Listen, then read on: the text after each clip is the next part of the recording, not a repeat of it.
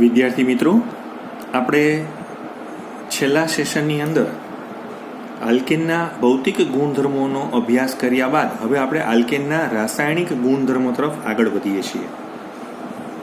આપણે જાણીએ છીએ કે આલ્કેન જે કોઈ પણ સંયોજનો હોય છે એ સંતૃપ્ત હાઇડ્રોકાર્બન સંયોજનો હોય છે. એટલે સામાન્યતઃ તમે આમ જોવા જશો તો એ એસિડ સાથે કે બેઝ હોય કે ઓક્સિડેશન કરતા એટલે કે ઓક્સિડાઇઝિંગ એજન્ટ છે કે રિડક્શન કરતા પદાર્થો હોય, રાઈટ. આના માટે છે ને લગભગ એ કેવા હોય છે તો કે નિષ્ક્રિય રીતે એ વર્તતા હોય છે. એટલે આપણા માટે આમ તો સારા સમાચાર છે કે આ લોકોની સાથે કોઈ બહુ કાર્ય કરવા માંગતા નથી, એટલે એના રાસાયણિક ગુણધર્મોમાં જે આપણને વધારે પડતા ગુણધર્મો મળવા જોઈએ એ અપેક્ષાએ થોડા ઓછા છે. છતાં પણ કંઈક એવી વિશેષ સ્થિતિઓ હોય તો એમાં એ લોકો કેટલીક પ્રક્રિયાઓ આપે છે. તમે 10મા ધોરણમાં પણ ભણી ગયેલા છો કે આલ્કેન જે છે ને એ એની વિસ્થાપન પ્રક્રિયાઓ એટલે કે સબસ્ટિટ્યુશન રિએક્શન્સ, અને ઘણી બધી વખત અમે ડિસ્પ્લેસમેન્ટ રિએક્શન પણ કહીએ છીએ. આના માટે એ ખૂબ જ પ્રખ્યાત છે. હવે પ્રશ્ન એવો છે કે વિસ્થાપન એટલે શું એમ? તો કે આલ્કેન સંયોજનોની અંદર કોઈ એક, સપોઝ કે હું તમને એક એક્ઝામ્પલ આપવા માંગુ છું કે મારી પાસે CH4 છે, મિથેન છે, કે કોઈ પણ ઇથેન છે કે પ્રોપેન છે, રાઈટ. એના એક હાઇડ્રોજન કે એકથી વધુ હાઇડ્રોજન એનું આપણે એનું વિસ્થાપન એટલે કે એને બદલે કોણ આવી શકે તો કે કાં હેલોજન આવી શકે. જો હેલોજન આવે તો આપણે એને હેલોજિનેશન કહેવાશે. જો નાઇટ્રો સમૂહ આવે તો આપણે એને નાઇટ્રેશન કહેવાશે. જો સલ્ફોનિક એસિડ ગ્રુપ આવે તો એને આપણે સલ્ફોનેશન કહેવામાં આવે છે. તો આવા ગ્રુપો જ્યારે આવતા હોય તો એ આખી જે પ્રક્રિયાને એને વિસ્થાપન પ્રક્રિયા કહેવામાં આવે છે. પણ અત્યારે 11મા ધોરણની આપણી NCERTની ટેક્સ્ટબુકમાં એ લોકોએ હેલોજન ઉપર થોડો વધારે પ્રકાશ આપેલો છે. એટલે આપણે અત્યારે હમણાંના સંજોગોને જોતા આપણે હેલોજનેશન ઉપર જે છે એ વધારે આપણે બરાબર. હવે પ્રશ્ન એવો છે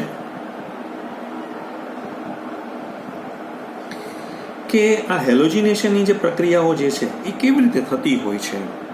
તો કે હું તમને એક સાદા ઉદાહરણથી સમજાવું કે મારી પાસે મિથેન છે, એનું જો હું ક્લોરિનેશન સૂર્યપ્રકાશની હાજરીમાં કરું, સૂર્યપ્રકાશની હાજરીમાં જ્યારે કરવામાં આવે તો આપણને શું મળશે તો કે CH3Cl પ્લસ HCl. શું થયું? એક હાઇડ્રોજનનું વિસ્થાપન એક ક્લોરિન વડે કર્યું. આપણે બધા જાણીએ છીએ કે આ જે પ્રોડક્ટ જે છે એને આપણે ક્લોરોમિથેન તરીકે આપણે ઓળખવામાં આવે છે. હવે ત્યારબાદ જો હજી આપણે વધારે પ્રમાણમાં ક્લોરિનને લીધેલો હશે તો તમારો જે CH3Cl છે એ પણ હજી ક્લોરિન સાથે પાછી પ્રોસેસ કરશે સૂર્યપ્રકાશની હાજરીમાં. હજી હાઇડ્રોજન છે તો એનું વિસ્થાપન કરી અને તમને ડાયક્લોરો ઇથેન નામની નિપજ આપશે.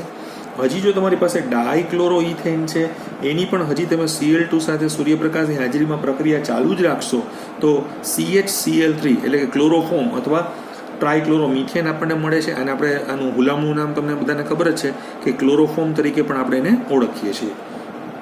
અને હજી પણ જો CHCl3 પાસે એક હાઇડ્રોજન છે એનું જો આપણે ક્લોરિનેશન સૂર્યપ્રકાશની હાજરીમાં કરશું તો CCl4 અને હાઇડ્રોક્લોરિક એસિડ એટલે કે ટેટ્રાક્લોરોમિથેન એટલે કે એને કાર્બન ટેટ્રાક્લોરાઇડ કહેવામાં આવે છે એની અંદર રૂપાંતરિત થતું હોય છે. તો હવે કોઈ એની પાસે હાઇડ્રોજન રહેલા નથી. એટલે આમ તમે જોવા જાવ તો મિથેનનું 4 વખત અલગ અલગ રીતે ક્લોરિનેશન જે છે એ થઈ શકતું હોય છે. હવે પ્રશ્ન એવો આવે છે કે સપોઝ કે આપણી પાસે મિથેન ન હોય અને એને બદલે આપણી પાસે સપોઝ કે ઇથેન હોય, એટલે કે આપણે સમાનધર્મી જે શ્રેણીનો આપણે બીજો મેમ્બર લઈએ છીએ, રાઈટ. અને બીજા મેમ્બરનું નામ શું છે તો કે ઇથેન છે. તો આપણે જાણીએ છીએ કે આ જે ઇથેન હોય છે તો એ ઇથેનની અંદર આપણી પાસે મોનોક્લોરિનેશન કરવામાં આવે તો એ મોનોક્લોરિનેશન કરવાથી આપણને શું મળશે તો કે CH3CH2Cl અને હાઇડ્રોક્લોરિક એસિડ પ્રાપ્ત થશે, એટલે કે ક્લોરોઇથેન મળશે. આ તો મેં તમને ખાલી એક જ સ્ટેપ બતાવ્યું છે, બાકી તમે સમજી શકો છો કે આના ઘરમાં 6 હાઇડ્રોજન છે. એટલે જો તમે સતત ને સતત ક્લોરિનેશન કર્યા રાખશો તો ઠેઠ આપણે હેક્ઝાક્લોરો ઇથેન સુધી આપણે પહોંચી શકશું.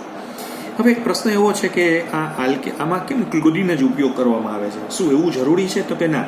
આલ્કેન સંયોજનોમાં હેલોજનમાં તમારી પાસે ફ્લોરિન પણ આવી શકે છે. એટલે તમે સપોઝ કે આ રિએક્શન્સ કરવું હોય તો તમે ફ્લોરિન પણ લઈ શકો છો, તમે ક્લોરિન પણ લઈ શકો છો, તમે બ્રોમિન પણ લઈ શકો છો અને તમે આયોડિન પણ લઈ શકો છો. પણ હંમેશા એવું કહેવાય છે કે આલ્કેન સંયોજનોની હેલોજન સાથેની પ્રક્રિયાનો જે વેગ, જેને આપણે રેટ ઓફ રિએક્શન કહીએ છીએ, રાસાયણિક ગતિકી મુજબ તમારે જ્યારે કેમિકલ કાઇનેટિકલી એનો rate of reactions find out કરવાનું આવે તો એ સમયે આ રિએક્શન્સ ખૂબ જ આમ જેને કહેવાય ને કે વિગરસ છે, ખૂબ જ આમ ઉગ્ર રીતે રિએક્શન્સ કરશે. આ બહુ આદર્શ સ્થિતિની અંદર છે, પણ તમને ખબર છે આનું કદ વધી જતું હોવાને કારણે પ્રક્રિયા ખૂબ જ ઘટી ગયેલો છે, અને આમાં તો એટલો બધો ઘટી ગયેલો છે કે રિએક્શન્સ છે ને એ પ્રતિવર્તી એટલે કે બેક આવી જતું હોય છે. હવે આ તો વાત થઈ હેલોજનની. હવે ઘણા કહે છે કે આ જ પ્રશ્ન આલ્કેન, તમે સપોઝ કે આલ્કેન લીધેલા હોય તો આલ્કેનમાં કયો હાઇડ્રોજન પરમાણુ પહેલાં નીકળી જાય એમ. આ તો ઇથેનનું એક્ઝામ્પલથી તમને બહુ ખ્યાલ નહીં આવે, હું તમને એક એક્ઝામ્પલ એવું આપવા માગું છું કે જેમાં મારી પાસે છે CH3 CH2 આ પ્રોપેન છે, રાઈટ. આ પ્રોપેનનું મારે ક્લોરિનેશન કરવું છે, રાઈટ. હવે આ ક્લોરિનેશન સપોઝ કે હું 25 ડિગ્રી સેન્ટીગ્રેડ તાપમાને રૂમ ટેમ્પરેચર ઉપર કરી રહ્યો છું, તો મને છે ને અહીંયા બે પ્રોડક્ટ મળશે, CH3 CH2 CH2 CLA મળશે, અને બીજી પ્રોડક્ટ જે છે એ છે CH3 CHCl CH3 છે. એટલે એક પ્રોડક્ટ છે 1 ક્લોરોપ્રોપેન છે અને બીજી પ્રોડક્ટ છે 2 ક્લોરોપ્રોપેન છે. એટલે 1 ક્લોરોપ્રોપેન તમને જે મળેલું છે તે અને 2 ક્લોરોપ્રોપેન તમને મળેલું છે તે, તો આ બંને પ્રોડક્ટ તમને જે છે એ પ્રાપ્ત થશે. પણ આ બંને પ્રોડક્ટમાં તમને કદાચ આશ્ચર્ય થશે કે આ જે છે ને 45% મળે છે અને આ 55% મળે છે. ક્લોરિનેશન માટેની આપણે અત્યારે વાત કરી રહ્યા છીએ. એટલે એનો મતલબ એવો થઈ ગયો કે આ જે રેટ ઓફ રિએક્શન્સ આપણે જે જોઈ રહી છે એમાં આલ્કેન જો તમારો તૃતીયક હોય, એટલે કે તમારો જે કાર્બનની જે આપણે ટાઈપ જોઈએ તો તૃતીય કાર્બોકેટ ફ્રી રેડિકલ મળે, સેકન્ડરી ફ્રી રેડિકલ મળે અને પ્રાઇમરી ફ્રી રેડિકલ મળે તો એનો રેટ ઓફ રિએક્શન્સ છે. તો આપણે જાણીએ છીએ કે આમાં જે છે ને સપોઝ કે ત્યારે આ ક્લોરિન કાઢી નાખું તો આ ફ્રી રેડિકલ સેકન્ડરી છે, અને અહીંયા હું જો ક્લોરિન કાઢી નાખું તો અમારો કયો ફ્રી રેડિકલ થાય છે? પ્રાઇમરી. તો પ્રાઇમરી કરતાં સેકન્ડરી ફ્રી રેડિકલની સ્ટેબિલિટી કેવી છે? વધારે છે. શા માટે છે? તો કે આપણે બેઝિક કોન્સેપ્ટમાં ભણી ગયા હાઇપર કોન્જ્યુગેશન ઘટના થતી હોય છે, અને એની પાસે 3 ને 3 6, તમે ખબર તો આલ્ફા કાર્બન આપણે જોતા હતા 6 + 1 એટલે આમાં 7 હાઇપર કોન્જ્યુગેટિવ સ્ટ્રક્ચર થશે. આના રેફરન્સમાં તમે જોવા જશો તો 2 અને 1 3 હાઇપર કોન્જ્યુગેટિવ સ્ટ્રક્ચર્સ હશે. તો definitely 7 structures of hyper conjugative structures compare to the 3 structures of the hyper conjugative structures. So these are the more stable. So that's why we get a 2 chloropropane is our major product and 1 chloropropane is our minor product. Right. એટલે તમને આ થોડોક ખ્યાલ આવી ગયેલો હશે. પણ જ્યારે આપણે જૂન જુલાઈ મહિનામાં આપણે પાછા મળશું ત્યારે બહુ હું આને તમને ડિટેલમાં વાત કરીશ, કારણ કે અત્યારે જે છે ને આપણું થોડું કાર્ય એવું છે કે 11મા ધોરણના હાઇડ્રોકાર્બન ચેપ્ટરને NCERTના ફોર્મ મુજબ હું અત્યારે તમને લઈ જઈ રહેલો છું. થોડોક ટૂંકો સમય છે અને વિડીયો ક્વોલિટી આ તે બધી વસ્તુઓને આપણે ધ્યાનમાં રાખતા બહુ મોટો વિડીયો પણ બનવો ન જોઈએ, અને બધું જ વસ્તુ અંદર આવરી લેવાની હોવાને કારણે અત્યારે હું તમને જેટલી જરૂરિયાત છે એટલી જ વસ્તુની વાત કરીશ. હજી પણ પાછું એના પછી આપણે એક લેસન લેશું હેલો આલ્કેન, કારણ કે આના પછીનું લેસન હેલો આલ્કેનનું છે, ત્યારે પણ હું આની ખૂબ જ ઊંડાણપૂર્વક ચર્ચા કરીશ. એટલે તમે જરાય ચિંતા એની અંદર અનુભવતા નહીં. હવે એક પ્રશ્ન એવો થાય છે કે ફ્લોરિનેશન અને આયોડિનેશનમાં શું વસ્તુ બનતી હોય છે? કારણ કે ક્લોરિન અને બ્રોમિન છે ને, આપણે વાત કરી ને હમણાં કે આ ક્લોરિન છે અને આ બ્રોમિન છે, આ છે ને લગભગ સરખા, એટલે આના કરતાં થોડુંક આમાં ટેમ્પરેચરની વધારે જરૂર પડતી હોય. પણ આ જે રિએક્શન્સ આવે છે તે અને આયોડિનનું જે રિએક્શન્સ તમે જે જોવા માંગો છો તે, તો આ રિએક્શન્સ બહુ ધીમું પડે છે. એની પાછળનું કારણ એવું છે કે આયોડિનની સાઇઝ કેવી હોય છે? વધારે હોય છે. એટલે થતું શું હોય છે, આપણે આમ જોવા જઈએ તો જ્યારે તમારી પાસે મિથેન હોય એ આયોડિન સાથે જ્યારે પ્રક્રિયા કરે એટલે એની પ્રતિવર્તી પ્રક્રિયા છે, રાઈટ. એ શું કામ પ્રતિવર્તી પ્રક્રિયા કરે છે? કારણ કે પૂરેપૂરું એ રૂપાંતર એટલા માટે થતું નથી કારણ કે અહીંયા આ HI બને છે. આમ જોવા જઈએ તો આ રિએક્શન્સનો એક વિલન છે. HI જે છે ને એ હાઇડ્રોજન આયોડાઇડ એ એક આપણી બાય પ્રોડક્ટ, એટલે કે આપણે એને કહી શકાય કે ઉપપેદાશ કોક બોલે છે, કોક એને હાર્ડ પેદાશ પણ બોલે છે. પણ આ બહુ ધ્યાનથી તમે જોશો ને તો આ જે છે ને એક રિડ્યુસિંગ એજન્ટ છે. રિડ્યુસિંગ એજન્ટ છે એટલે સામેવાળાનું રિડક્શન કરશે, પોતાનું શું કરશે? ઓક્સિડેશન કરશે. એટલે આ HI જે છે ને એ મિથાઇલ આયોડાઇડનું જ રિડક્શન કરી અને ફરીથી રિએક્શન્સ બેક મારી દેતું હોય છે. એટલે આપણને જે છે ને જોઈએ એટલી મોટા પ્રમાણમાં નીપજ મળતી નથી. તો પાછો એક નવો પ્રશ્ન થશે કે તો ઇન્ડસ્ટ્રી શું કરતી હોય આ મિથાઇલ આયોડાઇડને વધારે લેવું હોય તો કે લસ એટલેના નિયમનો એને ભંગ કરવો પડે. એટલે આ રિએક્શન્સ જે પ્રતિવર્તી છે એને બદલે એને પુરોગામી દિશામાં જ આગળ વધારવું પડે. તો એના માટે એને શું કરવું પડે? આ અથવા આ બેની ઉપર કંઈક પ્રોસેસ કરવી પડશે. તો એ HIની ઉપર પ્રોસેસ કરશે, કારણ કે આ તો આપણી મેઇન યીલ્ડ છે, મેઇન નિપજ છે. એટલે HI ઉપર ક્રિયા કરવા માટે એ લોકો આનું રિડ્યુસિંગ એજન્ટ માટે મારે શું કરવું પડે કે આમાં એક ઓક્સિડાઇઝિંગ એજન્ટ નાખી દો. એટલે આનું શું કરી નાખે? ઓક્સિડેશન. એટલે આનું ઓક્સિડેશન થઈ જાય એટલે આ હવે આનું રિડક્શન કરી શકે નહીં. તો એમાં ઘણા બધા પદાર્થો તમે લઈ શકો છો, જેમ કે HiO3 તમે લઈ શકો છો, આને આપણે આયોડિક એસિડ કહેવામાં આવે છે. બીજા નંબરમાં તમે આપણી બુકમાં નથી લખતું પણ નાઇટ્રિક એસિડ પણ તમે લઈ શકો છો, HGO પણ લઈ શકો છો. આ બધા બહુ સારા ઓક્સિડાઇઝિંગ એજન્ટ છે. હું તમને જસ્ટ એક ડેમો બતાવું છું. HI છે એ જ્યારે એટલે તમારો આ હાઇડ્રોજન આઈડી જ્યારે તમે આની અંદર પહેલેથી શું નાખી દીધું હોય, HiO3 નાખી દીધું હોય, તો HiO3માં તમને બધાને ખબર હોય કે આયોડિનનું ઓક્સિડેશન નાખશે ને +5 છે. એની ઈચ્છા શું હોય, -1 થવાની હોય. એટલે એ સામેવાળાનું શું કરશે ઓક્સિડેશન, પોતાનું શું કરશે રિડક્શન. એટલે એને કન્વર્ટ કરી નાખ્યું શેમાં, તો કે આયોડિનમાં. અને શું છૂટું પાડી દીધું, તો કે એને વોટર મોલિક્યુલ જે છે એ અહીંયા એને રિલીઝ કરી નાખ્યું છે. બેલેન્સિંગમાં અત્યારે આપણે બહુ પડતા નથી, બાકી તમને પછી બેલેન્સિંગ આપણે એકદમ ક્લિયર થઈ જશે. તો હું તો અત્યારે મને તો બહુ ક્લિયર જ છે, એટલે હું અત્યારે સીધું જ બેલેન્સિંગ કરી શકું છું. બાકી તમને રેડોક્સ રિએક્શન્સથી બેલેન્સ તમને ફાવે છે. ઘણા સ્ટુડન્ટ્સ મને એવું પૂછે કે સર ભલે આપણે એમ HNO3 એ સમજવું હોય તો એકદમ સિમ્પલ સમજી શકો છો. આમાં નાઇટ્રોજન ઓક્સિડેશન +5 છે, રાઈટ. એ HI કારણ કે +5 છે એટલે એની ઈચ્છા તો નીચે જ જવાની છે. એટલે એ પોતાનું શું કરશે રિડક્શન, સામેવાળાનું શું કરશે ઓક્સિડેશન. એટલે એને શેમાં નાખી દીધું છે I2માં. પ્લસ શું થશે H2O, અને આ જે છે એ નાઇટ્રોજન ડાયોક્સાઇડની અંદર રૂપાંતરિત થઈ જશે. એટલે +4 ઓક્સિડેશનની અંદર આવી જાય છે. બાકી બહુ બેલેન્સિંગને આપણે આમ સમજવાનો પ્રયત્ન કરીએ તો 2H2O અને 2NO2 થઈ જશે. એટલે આ પ્રમાણે બેલેન્સિંગ તમે કવર કરી શકો છો. હજી એક આપણે ભેગું આ પૂરું જ કરી નાખીએ કે HGO લીધું હોય અને તમે જ્યારે એની HI સાથે પ્રક્રિયા કરતા હશો તો શું બનશે, HgI2 બનશે અને H2O છૂટા પડશે. બધા જ કેસમાં તમે જુઓ છો તો તમારો જે HI છે કે તમારો HI છે એ કન્વર્ટ શેમાં થઈ ગયો છે I2માં. એટલે હવે આને નડતો નથી. એટલે એને કારણે આનું પ્રમાણ શું થતું જાય છે, તો કે વધતું આપણે જોવા મળે છે. આ આપણે કોના માટે સ્પેશિયલ કેસ કોના માટે આપણે આ ડિસ્કસ કર્યો છે વધારે પડતો, તો કે આયોડિનેશન કરવા માટેની ઘટના માટે હું આ તમને સમજાવી રહેલો છું. હવે પ્રશ્ન એવો થાય છે કે આયોડિનેશન સિવાય આપણે સપોઝ કે ફ્લોરિનેશનની વાત કરવી છે. ચાલો આપણી બુકમાં જોઈએ એટલું બધું બહુ ડિટેલમાં નથી વાત કરી, પણ હું તમને જસ્ટ એક ભેગું ફ્લોરિનેશન આ ટોપિક ચાલુ છે એટલે સમજાવી દઉં છું.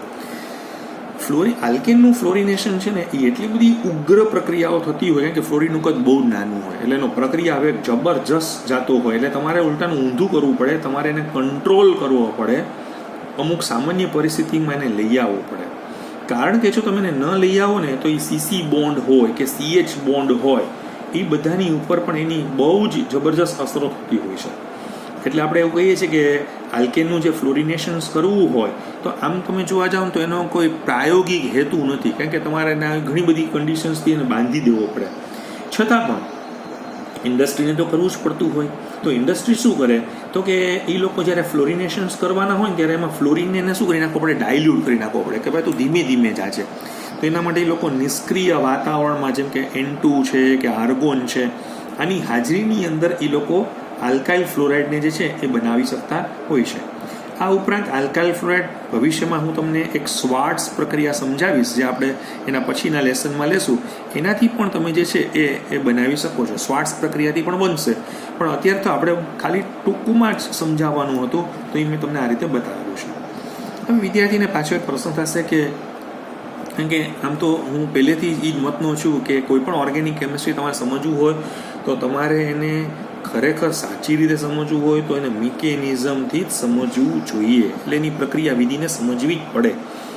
તો પ્રક્રિયા વિધિમાં શું થતું હોય છે તો કે સૌથી પહેલાં તો અમે કારણ કે આ જે છે ને એ એક ચેઇન રિએક્શન છે, એટલે એક સાંકળ પ્રક્રિયા છે અને મુક્ત મૂલક છે. મુક્ત મૂલક છે ને હંમેશા ચેઇન રિએક્શનમાં જ જતું હોય. ફ્રી રેડિકલ જે છે એ ચેઇન રિએક્શનમાં જાય. તો એના માટે પહેલાં ચેઇનનો પ્રારંભ તો આપણે કરવો જ પડે. પ્રારંભ જેને અમે ઇંગ્લિશમાં ઇનિશિએશન કહીએ છીએ, જેમાં તમારો જે Cl અને Cl હતા જ્યારે એની ઉપર તમે સનલાઇટ આપી તો આ લોકોનું સમભાગી વિભાજન થયું. ધ્યાન રાખજો, સમભાગી વિભાજન થયું એટલે ક્લોરિનના ફ્રી રેડિકલ આપણને પ્રાપ્ત થયા. આપણે બધા જાણીએ છીએ કે ફ્રી રેડિકલનું આયુષ્ય બહુ ક્ષણિક હોય, બહુ એક્ટિવ હોય, એટલે સામાન્યતઃ પ્રક્રિયા કરવા માંગે. યાદ આવે છે તમને આપણે બેઝિક કોન્સેપ્ટ ઓફ કેમિસ્ટ્રીમાં શું સમજાવ્યું હતું? મુક્ત મૂલક. મને કેમ ખબર પડે કે આ મુક્ત મૂલક થાય છે? તો મેં તમને એક નાનું મોડેલ આપ્યું હતું. હેલ્પર, હીટ હોય, ઇલેક્ટ્રિસિટી હોય, લાઇટ હોય, પેરોક્સાઇડ હોય, રેડિકલ્સ હોય, આમાંથી કોઈની પણ હાજરી તમને જણાય તો એનો મતલબ એવો થઈ ગયો કે ત્યાં ફ્રી રેડિકલ બનવાની પ્રોબેબિલિટી સૌથી વધારે છે. એટલે આ પહેલું સ્ટેપ પ્રારંભ થઈ ગયો. હવે આ ફ્રી રેડિકલ શું કરશે તો કે આ ફ્રી રેડિકલ બીજા સ્ટેપની અંદર, બીજો સ્ટેપ કે જેને અમે ઇંગ્લિશમાં, ગુજરાતીમાં તો સંચરણ કહેવામાં આવે છે, ઇંગ્લિશમાં અમે એને પ્રોપાગેશન કહીએ છીએ. એટલે એનો વ્યાપ વધારશે. એટલે એ શું બનશે કે જે તમારો મિથેન હતો એની પર આ ક્લોરીન ફ્રી રેડિકલ જે છે, જે બહુ એક્ટિવ છે, રાઈટ, એનો એટેક થશે. અહીં CH3Cl કરી અને ક્લોરીનના ફ્રી રેડિકલને શું કરશે, CH3 ફ્રી રેડિકલ બનાવશે, CH3 ફ્રી રેડિકલ બનાવી નાખશે અને પ્લસ હાઇડ્રોક્લોરિક એસિડ શું કરશે, રિલીઝ કરી નાખશે. હવે આ જે CH3 ફ્રી રેડિકલ બનેલો છે એનું પણ આયુષ્ય ક્ષણિક જ છે. એટલે બીજા કોઈ ક્લોરીન મોલેક્યુલ સાથે પણ જ્યારે એટેચ થાય તો એ CH3Cl અને Cl ફ્રી રેડિકલમાં રૂપાંતર પામે. તો ટૂંકમાં આ રીતે જે છે તમે જોવા જશો તો આખી પ્રક્રિયા જે છે એ થતી હોય છે. હજી વધારે જો તમને બતાવું તો મારી પાસે CH3Cl હોય, એ Cl ફ્રી રેડિકલ સાથે જોડાય તો એ સમજાશે તો કે CH2Cl પ્લસ HCl માં રૂપાંતર પામી જશે. અને ફરીથી પાછું CH2Cl છે એ Cl અને Cl સાથે પ્રોસેસ કરી અને શેમાં જતા રહેશે તો કે આખી આ જે પ્રક્રિયા તમે જોશો તો હવે શું બનવાનું છે, CH2Cl2 અને પ્લસ Cl તમારો ફ્રી રેડિકલ બની જશે. તો આ રીતે જબરજસ્ત કેટલાય બધા કોમ્બિનેશન, ઘણી બધી સંભાવનાઓ તમને આ સંચરણ સ્ટેપમાં તમને જોવા મળશે, એટલે કે પ્રોપાગેશનમાં તમને જોવા મળશે. તો હવે ત્યારબાદ ત્રીજું સ્ટેપ તો કે જેને અમે ટર્મિનેશન કહીએ છીએ. ટર્મિનેશન એટલે સમાપન. હવે બધું બંધ કરો એમ. એટલે હવે સપ્લાય ઓછી કરી નાખવામાં આવે, ટેમ્પરેચર કન્ડિશન્સમાં ફેરફારો કરવામાં આવતા હોય, ઘણા પ્રક્રિયકો વપરાઈ જતા હોય. હવે જે તમારા Cl અને Cl ફ્રી રેડિકલ અંદર હોય એ ભેગા થઈ જાય ચાલુ પ્રક્રિયાએ, Cl2 માં રૂપાંતર પામે. એવી રીતે બીજું તમને કંઈક સંભાવના બતાવું કે તમારા CH3 અને CH3 નામના જે બે ફ્રી રેડિકલ બન્યા હતા એ સામે પ્રક્રિયા કરી અને એ શેમાં જતા રહીએ, ઇથેનમાં જતા રહીએ. બહુ એક તમે જોશો તો આ ઇથેન પણ એક પ્રોડક્ટ, બાય પ્રોડક્ટ તરીકે મળતી હોય છે. અહીંયા તમે જોશો તો CH3 છે અને Cl છે, રાઈટ. હવે આ પણ પ્રક્રિયા કરી અને CH3Cl માં રૂપાંતર પામી જતા હોય.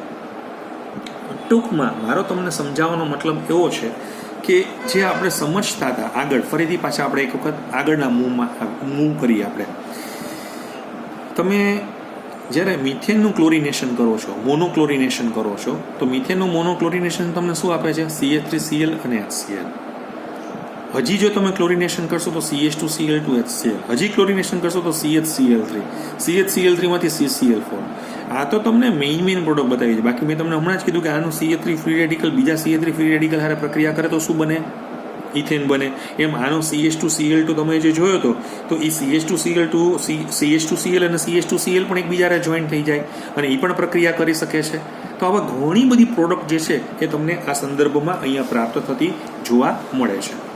એટલે વિદ્યાર્થી મિત્રો, તમને થોડુંક એવું સમજાઈ ગયેલું હશે કે આ ક્લોરિનેશન જે છે એનું એક મિકેનિઝમ આપણે જે છે એ રીતે સમજાવવામાં આવેલું છે કે આ પ્રક્રિયા બધી ફ્રી રેડિકલથી થાય છે. ફ્રી રેડિકલની કોઈ પણ પ્રક્રિયાને તમે જ્યારે જુઓ ત્યારે હંમેશા કેવી રીતે થતી હશે તો કે સાંકળ પ્રક્રિયાના સંદર્ભની અંદર જ આપણને જોવા મળતી હોય છે, એટલે કે ચેઇન રિએક્શનમાં જ આપણને જોવા મળે છે.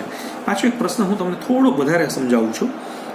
હું અહીંયા તમને એક પોઈન્ટ એવો પણ ડિસ્કસ કરવા માંગુ છું આ જગ્યા ઉપર કે આ જે Cl2 હોય, મેં તમને હમણાં ઉપર બતાવ્યું હતું ને કે આ Cl2 છે, આ આવે છે અને અહીંયા ટર્શરી, સેકન્ડરી, પ્રાઇમરી છે. હવે દરેકમાં છે ને આ લોકોનો ને આ લોકોનો ક્રમ એ થોડોક ફેરફાર આવતું હોય છે. હું તમને એનું નાનું ઉદાહરણ આપું છું કે રિલેટિવ રેટ ક્લોરીન સાથેનો હોય, ક્લોરીન સાથેનો પ્રક્રિયાનો વેગ એ તૃતીયક ઉપર, દ્વિતીયક ઉપર અને પ્રાથમિક ઉપર કેવા પ્રમાણમાં હોય છે. તો કે તૃતીયક ઉપરના રેફરન્સમાં તમે જોવા જાઓ તો એ 5 ગણો, અહીંયા 3.8 અને અહીંયા 1, બરાબર છે. પણ જો તમે બ્રોમિન લેતા હશો, આ જગ્યા પર બ્રોમિન લઈ લેશો તો બ્રોમિનમાં 400 કેલ્વિન તાપમાન ઉપર, કારણ કે આ તમે જ્યારે Cl2 તમે જે જોતા હતા એ 25 ડિગ્રી સેન્ટીગ્રેડ 298 કેલ્વિન ઉપર હતો, કારણ કે બ્રોમિનમાં થોડુંક તાપમાન તમારે વધારે જોતું હોય છે. એટલે શું થશે, 1682/1 આ રીતે આપણે જોવા મળે છે. એટલે તમને ખ્યાલ આવી ગયેલો હશે કે તૃતીયકનો રેટ શું છે, સેકન્ડરીનો રેટ શું છે, પ્રાઇમરીનો રેટ શું છે. જ્યારે આપણે પાછા મળશું હું વારંવાર તમને જણાવું છું કે એમાં આપણે એક હેલો આલ્કેન, હેલો એરિન આના પછીનો લેસન છે, ત્યારે પણ હું થોડુંક આનું વધારે, ભલે JEE નીટ જે લોકોને રસ છે એમાં હું તમને આના 1-2 એક્ઝામ્પલ સરસ મજાના સમજાવશું અને જે અગાઉ એડવાન્સની એક્ઝામમાં કે બધામાં પૂછાણા હશે તો તમને થોડો ખ્યાલ આવે. બાકી NCERTના લેવલ મુજબનું અત્યારે આપણે જે છે એ એક ટોપિક આપણે અત્યારે જોયેલો છે, બહુ સરસ રીતે આપણે જોયેલો છે, જેટલું તમને જરૂર છે એ બધી જ વસ્તુ અહીંયા અમે તમને આમાં રજૂ કરેલી છે. હવે આપણે આવતા લેક્ચરમાં દહન પ્રક્રિયા સાથે આગળ મળશું. Thank you.